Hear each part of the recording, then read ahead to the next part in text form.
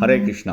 தெய்வ திரு ஆச பக்திவேதாந்த சுவாமி ஸ்ரீல பிரபுபாதர் விரிவான பொருள் உரைகளுடன் அருளிய ஸ்ரீமத் பாகவதம் காண்டம் 2 பிரபஞ்சத் தோற்றம் அத்தியாயம் 10 எல்லா கேள்விகளுக்கும் பாகவதமே தகுந்த விடை. பதம் 31. த்வக் சர்ம மாம்ச ருத்திரமேதோ மஜ்ஜாஸ்தி தாதவ பூமி அப் தேஜோமயா சப்த பிராணோ வ்யோமாம்பு வாயுபிகி. மொழிபெயர்ப்பு: உடலின் 7 மூலப்பொருட்களாகிய தோலின் மீதுள்ள லேசான அடுக்கு, தோல், சதை, இரத்தம், கொழுப்பு, மஜ்ஜை மற்றும் எலும்பு ஆகியவை நிலம், நீர், நெருப்பால் ஆனவையாகும். ஆனால் உயிர் மூச்சானது ஆகாயம், நீர், காற்று ஆகியவற்றால் உண்டாக்கப்படுகிறது.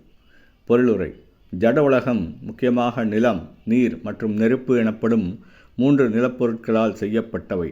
ஆனால் உயிர் சக்தியோ ஆகாயம், நீர் மற்றும் காற்று ஆகியவற்றால் ஆனதாகும். ஆகவே ஜட படைப்பிலுள்ள ஸ்தூல மற்றும் சூட்சும உருவங்கள் ஆகிய இரண்டிலும் நீர் பொதுவான மூலப்பொருளாக இருக்கிறது. அவசியத்தின் காரணமாக நீர் ஜட உலகில் மிகவும் பிரசித்தி பெற்றதாக இருப்பதால் இதுவே 5 மூலப்பொருட்களிலும் முக்கியமானது என்பது கவனிக்கத்தக்கதாகும். இவ்வாறாக இந்த ஜட உடல் பஞ்சபூதங்களின் ஓர் உருவமைப்பாகும். மேலும் நிலம், நீர் மற்றும் நெருப்பு ஆகியவற்றின் காரணத்தால் ஸ்தூல தோற்றம் கண்ணுக்கு புலப்படுகிறது. ஸ்பரிச உணர்வுகள் தோலின் மேலுள்ள லேசான காற்றுத்திரையின் காரணத்தால் உணரப்படுகின்றன.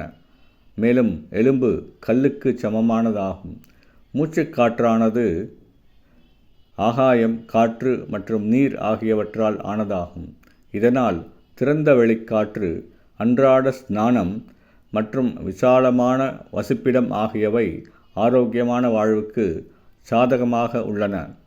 புதிய விளைச்சல்களான தானியங்கள் மற்றும் காய்கறிகள் உட்பட சுத்தமான நீர் மற்றும் உஷ்ணம் ஆகியவை ஸ்தூல உடலின் ஆரோக்கியத்திற்கு நன்மை பயப்பனவாகும். ஹரே கிருஷ்ணா.